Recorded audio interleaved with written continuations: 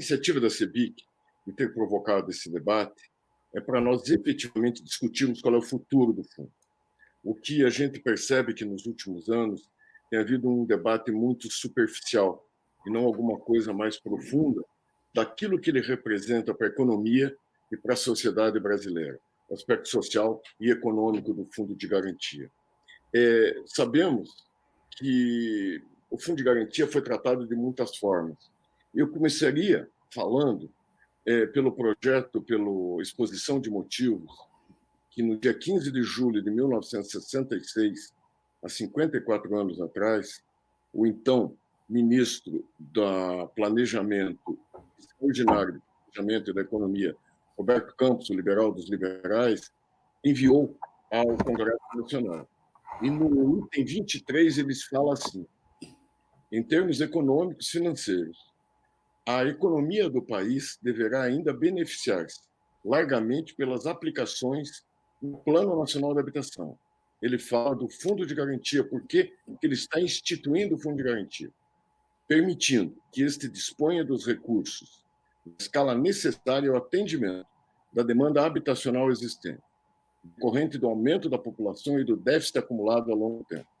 Estas e as demais aplicações, dirigidas em consonância com o planejamento econômico ao desenvolvimento do país, deverão, além disso, contribuir substancialmente para a criação de novos empregos. Aqui eu falo um pause e digo o seguinte: o Fundo de Garantia veio substituir uma coisa horrível que existia, que chamava-se estabilidade no emprego, na qual o trabalhador recebia uma indenização quando mandado embora, dispensado. Muitas vezes ele não recebia, porque a empresa, naquele momento que ele estava saindo, a empresa não tinha mais condições de pagar. E ele, quando pedisse sair, que tinha outra oportunidade, ele não ficava com nada guardado. Então, era uma estabilidade no emprego baseado em decreto, baseado numa burocracia. Não era pelas leis do mercado. E aí, Roberto Campos complementa: elevando-se a demanda de mão de obra e proporcionando-se, assim, aumento da real estabilidade do emprego. Na sabedoria dele da época, ele diz o quê? Ele diz que ele cria a estabilidade no emprego, gerando empregos. Eu acho que o grande debate que nós queremos provocar é se efetivamente fundo de garantia é complemento de renda ou fundo para gerar emprego. Fundo para gerar emprego e transferir o emprego do trabalhador, gerando empregos para eles e realizando o sonho das pessoas. Eu vou dar alguns números para vocês que nós achamos de extrema relevância por causa desse histórico que nós temos. Hoje, no Brasil, nós devemos ter 70 milhões de unidades habitacionais. 12 milhões foram financiadas com o Fundo de Garantia. Ou seja, quase 20% dos imóveis que nós temos hoje no Brasil, eles tiveram como recurso de financiamento o Fundo de Garantia. Imaginem todos vocês se desde 66 nós não tivéssemos o Fundo de Garantia para financiar esses imóveis. O tamanho das cidades que a gente viveria,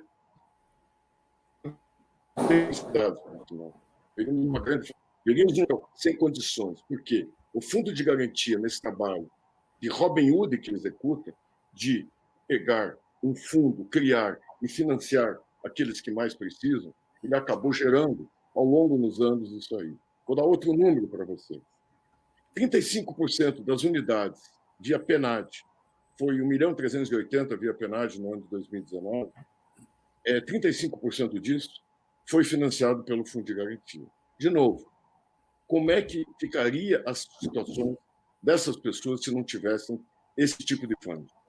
Hoje, no Congresso Nacional, existem, o último levantamento que nós fizemos, em torno de 450 projetos que retiram, de alguma forma, recursos do FGTS. Agora, vocês imaginem, todos eles, de alguma forma, se formos imaginar, são legítimos por uma série de fatores. Mas como é que fica? Como é que ficaria? Qual é a importância dele? É por isso essa discussão, para que ele serve. Eu vou colocar um ponto para vocês. O Fundo de Garantia já teve vários problemas ao longo da sua vida. Um deles passou por Plano Verão, Plano Bresser, plano, sei lá como é que era, aquele que teve lá na década de 80, começo da década de 90, uma série de planos desse tipo, que depois geraram enormes prejuízos aos trabalhadores. O que aconteceu? Logo em seguida, essa conta de o governo ter posto a mão gerou prejuízo aos trabalhadores e foi pago muito, muito pelas próprias empresas. Foram aumentadas as suas contribuições do 8% para 8,5%, do 40% de emissão para 50%, e isso aí foi sendo pago ao longo do tempo. O que aconteceu? Além de ter de repor essas perdas, as empresas depositaram, e isso sobrou dentro do fundo, porque o governo nunca para de arrecadar. Outro fato do governo que eu acho que tem que ser levado. Qual é o problema da baixa remuneração do Fundo de Garantia? Chama-se TR.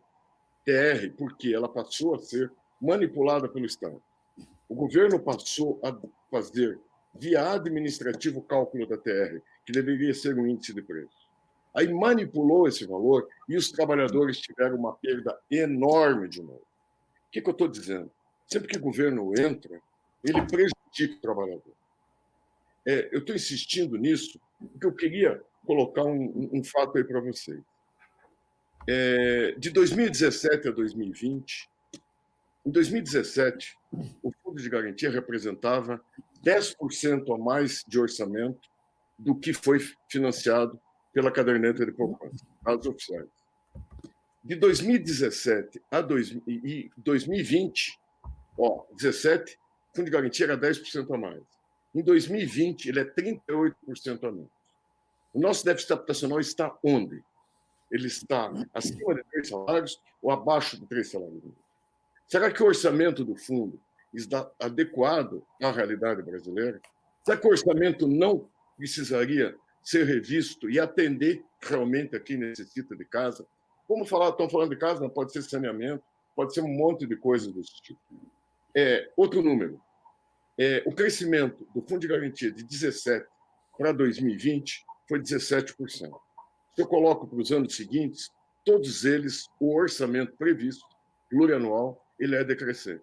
Sabe quanto que cresceu a caderneta de poupança nesse período? 81%. Enquanto o Fundo de Garantia cresceu 17%. Primeiro semestre de 2017 contra primeiro semestre de 2020. Um cresceu 17%, o outro 81%. A nossa provocação é o debate. O debate para que a gente possa discutir qual é o objetivo. O Fundo de Garantia é um complemento de renda ou é um fundo para gerar emprego e bem-estar social? Então, eu acho que é esse o ponto que nós, como sociedade brasileira, com as várias correntes de pensamento, deveríamos discutir daqui para frente. Porque o que a gente tem visto é que, ao longo do tempo, cada um com suas reais, cada um tem as suas razões, existem milhões de razões, mas que elas não participam de um todo, de um conjunto de ideias que é o que eu quero lá no futuro. Um país como o nosso, que um dos maiores problemas que sempre existiu foi a falta de poupança, né? Como é que a gente pega e transforma poupança em consumo? Consumo, quando eu estou colocando uma casa, estou gerando coisas dentro do Brasil. Ela fica circulando aqui de dentro. É o caminhoneiro, é a Mercedes, é o borracheiro, é quem produz areia, madeira, o esquadria, tudo isso aí, todos pagando seus funcionários que vão comprar comida na mercearia da esquina. Agora, quando eu coloco no consumo, eu não tenho essa certeza. A certeza é que eu tenho que consumir.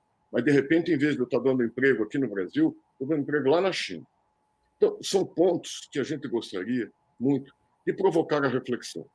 Questão de ser o primeiro a falar para poder ser totalmente contestado, para poder ser discutido em cima disso.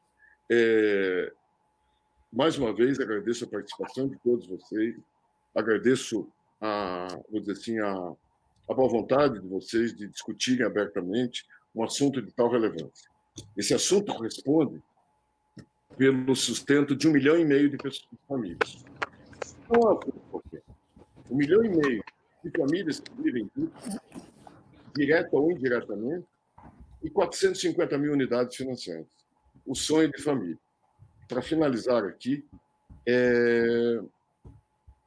há poucos dias nós convidamos o vice-governador do Amazonas para fazer uma apresentação numa reunião nossa. Por que a gente convidou ele? Porque me chamou a atenção a forma da abordagem dele pelo problema. Ele quer fazer com que o estado do Amazonas recupere a economia em cima da habitação. Sabe por quê? Ele